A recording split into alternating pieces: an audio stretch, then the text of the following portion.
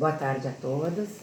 Eu primeiro gostaria de agradecer ao IT, à Comissão Científica, especialmente na pessoa da Luciana Schmal, pelo convite de compor o que seria esta mesa e que não vai deixar de ser, porque nós não vamos deixar que isso ocorra.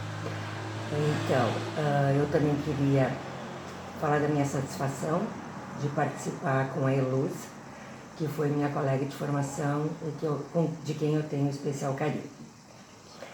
Então, eu tinha preparado um trabalho inicialmente, já há um tempo, mas devido às ocorrências eu fiz algumas reformulações para poder entrar no contexto no qual estamos vivendo e que até que dentro desse contexto se aplica, né, ao nome dessa mesa. Então, eu dei o nome de Por uma psicanálise extramuros da contaminação à solidariedade.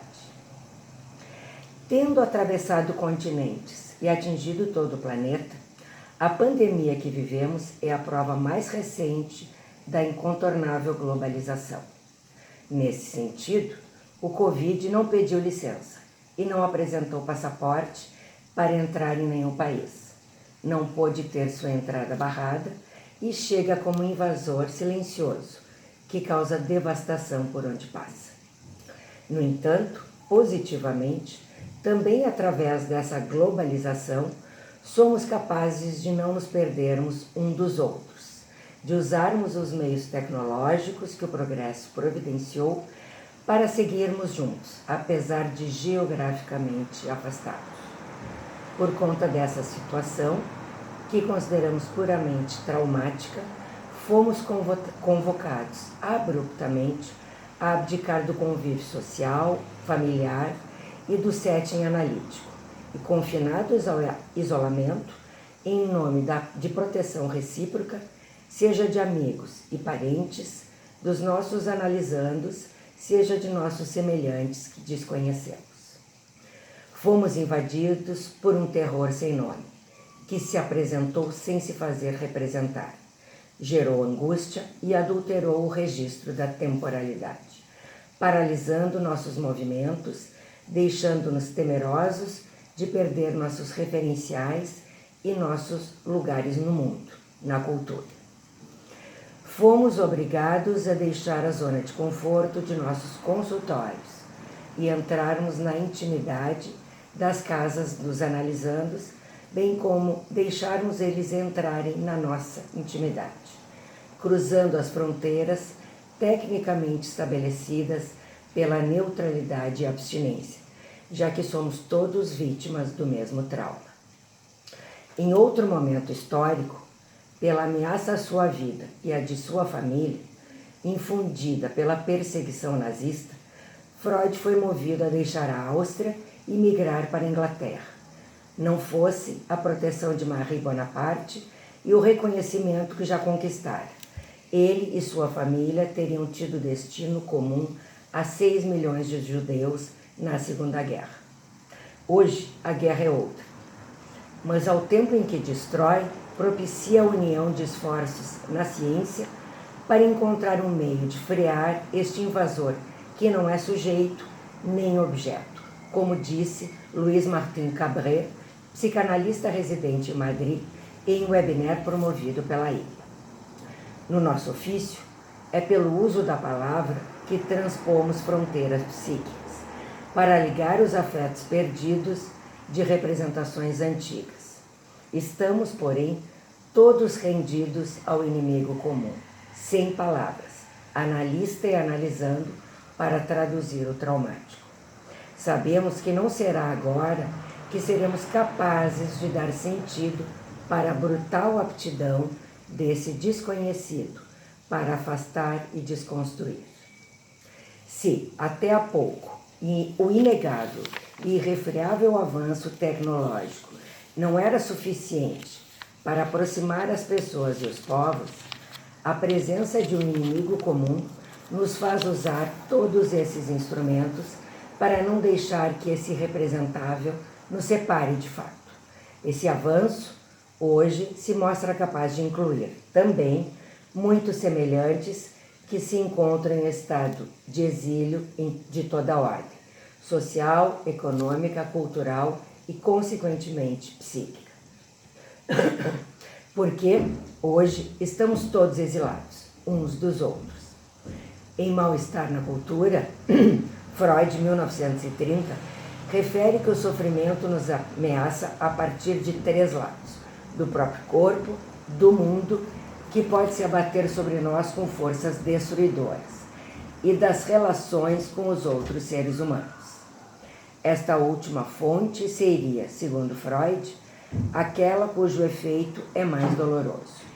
Por outro lado, assistimos a instituições reunirem esforços para oferecer atendimento às pessoas que vivem de modo particular a situação traumática, considerando-se sua subjetividade, acompanhando-as no sofrimento psíquico, através de uma escuta analítica que reconhece a circunstância real e o desamparo inevitável desencadeado. Meu propósito é chamar a atenção para o padecimento dos vínculos sociais, para o que Agamben identifica como modalidade contemporânea de violência e degradação social e ética, atingindo a sociedade e gerando uma loucura coletiva, causada pela dissolução do nexo entre violência e direito. Nossa leitura de Freud, até então, dava pouca ênfase à alerta que ele fez no 5º Congresso Psicanalítico Internacional, em 1918, ocorrido em Budapeste, pouco antes do término da Primeira Guerra Mundial. Em algum momento, a consciência da sociedade despertará, advertindo-a de que o pobre tem tanto direito ao auxílio psíquico quanto hoje em dia já tem as cirurgias vitais. Isso Freud disse, literal, em 2019. Acreditava que seria inadiável a criação de meios institucionais para atender a demanda dos menos favorecidos, cabendo aos psicanalistas adaptar a técnica às condições prementes, mantendo seus ingredientes mais eficazes e importantes, com o rigor da psicanálise não partidária. Muitos companheiros de Freud viram-se tocados por suas palavras e identificados com suas ideias, fundando clínicas de atendimento social em diferentes partes da Europa. Nessas clínicas gratuitas, alinhados ao pensamento psicanalítico, atendiam neuroses de guerra, diagnóstico aplicado ao trauma comum entre os soldados naquele período, bem como entre seus familiares. Recentemente editado para o português o livro As Clínicas Públicas de Freud, de Elisabeth Andanto, reúne o percurso das policlínicas desenvolvidas na época de Freud. E observamos que, curiosamente, a história dos ambulatórios se cruza com a migração de muitos deles, forçado ou voluntário. Seguindo sua peregrinação, nos estudos sobre as origens da organização social, iniciados em Totem e Tabu, e Psicologia das Massas e Análise do Eu, Freud se viu às voltas com Moisés e a religião monoteísta, escrevendo entre 1934 e 38. O artigo versa sobre o exílio do povo judeu e sobre as origens de seu condutor, se judeu ou egípcio, coincidindo com sua vivência pessoal de ter que deixar a Áustria para exilar-se em Londres.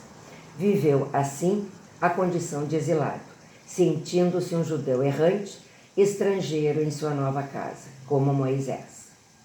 Yolanda Gampel, analista de origem argentina, que vive há mais de 50 anos em Israel, desenvolve a ideia de inscrição do trauma no psiquismo, gerado por violência social, não unicamente como repetição do vivido previamente, mas como decorrência de uma transmissão radioativa, sem acesso à consciência e à temporalidade, sem palavras que possibilitem dar representação.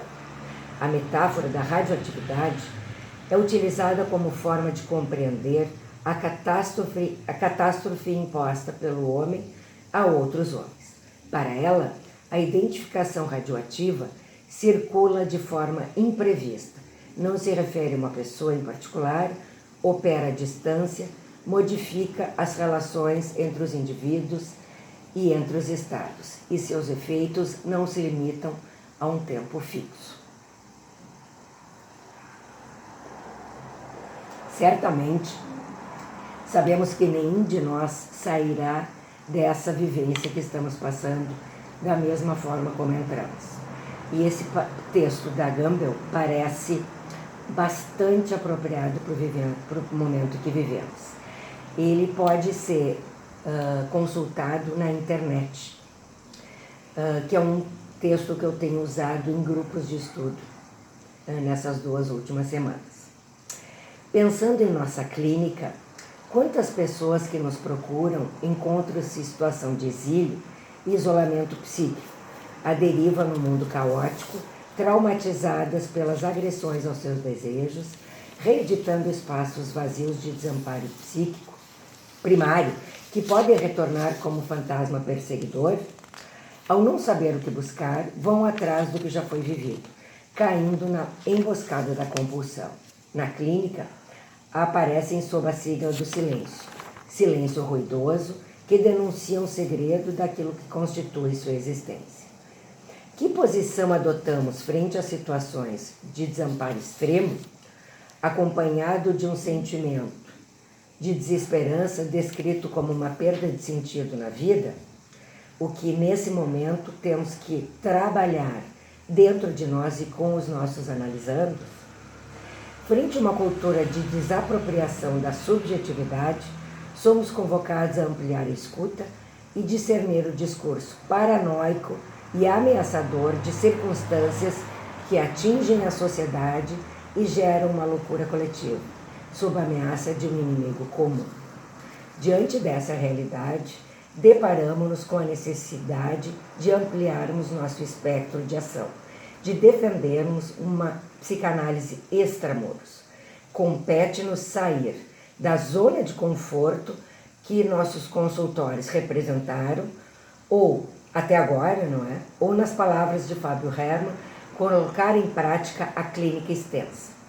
A clínica extensa consiste na aplicação do método psicanalítico às situações internas e externas ao consultório, isto é, a hospitais, clínicas, universidades, consultas médicas, escolas, além, é claro, da prática junto à população desprovida de recursos. Não se refere exclusivamente à extensão a outros domínios, mas também à ampliação para a psicanálise da cultura e da sociedade.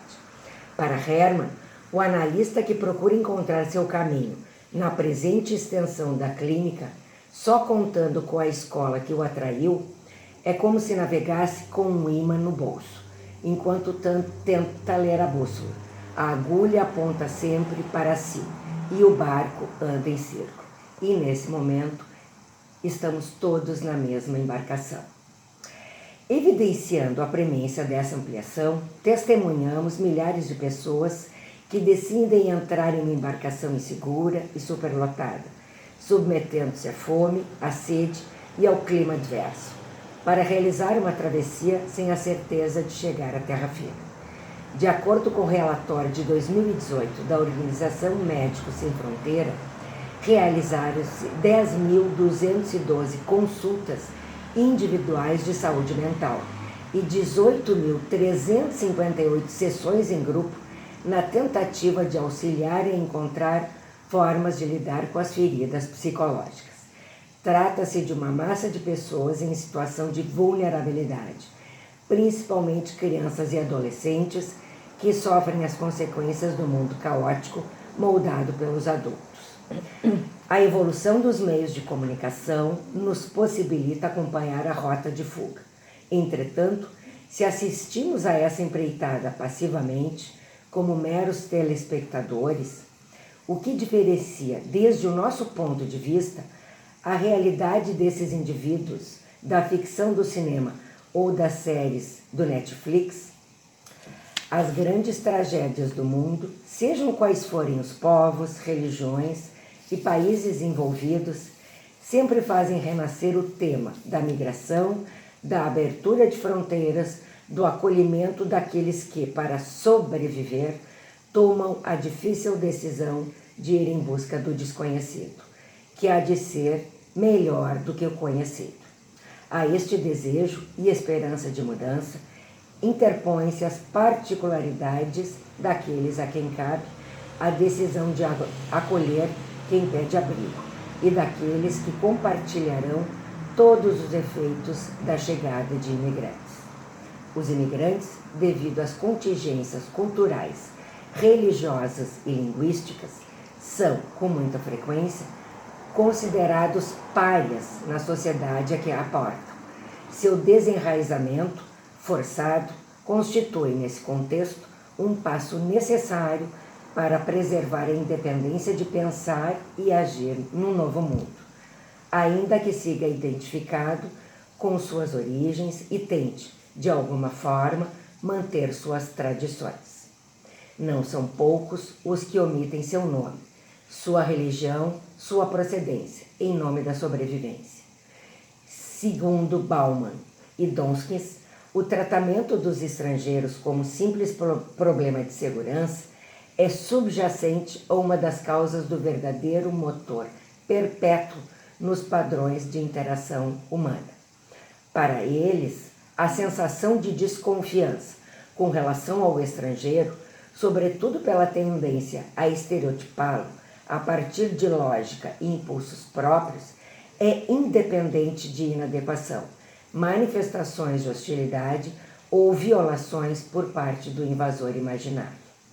No artigo Unheimlich, de 1919, Freud recorta a perspectiva do belo para interrogar o sentido, visto que a hospitalidade é um gesto de acolhimento, e na perspectiva de quem chega a um lugar que lhe é estranho, pode apaziguar a angústia de estrangeiro, de não estar em sua própria casa. A irrupção de situações de fato, como ter que deixar o seu país, seja pela necessidade de fuga por uma situação de guerra, seja para alcançar melhores condições de vida, produz distorções na vivência, pela subjetividade do sujeito, afetando a qualidade da experiência. Na dimensão da migração, a esperança de proteção ou de soluções para o desamparo do traumático, da violência ou de risco de vida, representa uma perda diante daquilo que é familiar e conhecido, transformado em ambiente perigoso. E o novo, o desconhecido, pode abrigar a esperança de hospitalidade num ambiente estrangeiro e não familiar, mas sem associação imediata a situações de risco. Com a migração, advém uma relação plurilateral de inquietação, despertada pelo encontro do imigrante com o nativo. Não à toa, no idioma alemão, no qual Freud escreveu a mesma raiz, Heim, é utilizada para designar a casa e, com o acréscimo do prefixo de negação, o desconhecido ou um inquietante. De um lado, a vulnerabilidade do estrangeiro, fora de sua casa, lembra o novo caráter desconhecido do antigo conhecido do lar, gerando desconforto pelo abandono do que não lhe é mais possível. Ao mesmo tempo, preserva-se uma parte da vulnerabilidade, do medo do novo. O Unheimlich provoca intranquilidade e dúvida, desperta sensações primitivas de desvalimento e solidão. Por outro lado, o desconhecido e estranho que chega é o estrangeiro, Unheimlich do nativo, que fala uma língua estranha à sua e não se faz entender. A segurança de estar em sua própria casa pode ser abalada pela chegada do que lhe é alheio, despertando a sensação de invasão e inquietação pelo que desconhece. Somente a partir de suas vivências, sua capacidade empática responde ao outro que não lhe é próximo, que não lhe é familiar, mas que ainda assim é um semelhante. No encontro das duas subjetividades, que se distinguem desde as origens culturais, destaca-se o que é comum a ambos: a vulnerabilidade pela desconfiança e rejeição que o estranho do outro simplesmente desperta. O conflito de histórias e perspectivas de futuro compõe a inquietação e a estranheza. Pensando na dialética do endogâmico e do exogâmico, a endogamia é responsável pelo interdito, pela instauração do tabu do parricídio e do incesto, a ousadia da natureza que entrou em choque com a cultura. Historicamente, vemos o estigma criado em torno de categorias do supostamente diferentes: pobre, negro, índio, homossexual, transexual, autista, migrante. Ao serem tratadas como inferiores, como uma subclasse, são capazes de acreditar e aceitar o veredito público de sua particular imperfeição, de modo que o fracasso autoimposto não lhes permite receber oficialmente o visto de entrada no grupo de pessoas. O doloroso golpe no autorrespeito da pessoa estigmatizada resulta em agonia de humilhação e vergonha, alcançando o seu ápice no sentimento de autodepreciação que causa depressão e impotência, motivo de grande incidência de suicídio ou de ressentimento gerador de atitudes antissociais, assim como agressões explícitas e homicídios. Apesar de estarmos aparelhados do saber sobre a psicanálise, os grupos psicanalíticos não estão imunes, mesmo que a análise pessoal nos habilite a reprimir a pulsão menos civilizada. O que vemos, ao contrário, desde o início da história do movimento psicanalítico, é que o narcisismo, pelas pequenas diferenças, se sobressai ao reconhecimento e respeito pelas diferenças. Vemos que, quando as dificuldades sociais são maiores, elas promovem maior dificuldade aos vínculos sociais entre os semelhantes. Frente à insegurança e ao desamparo, a humilhação do humano é despertada.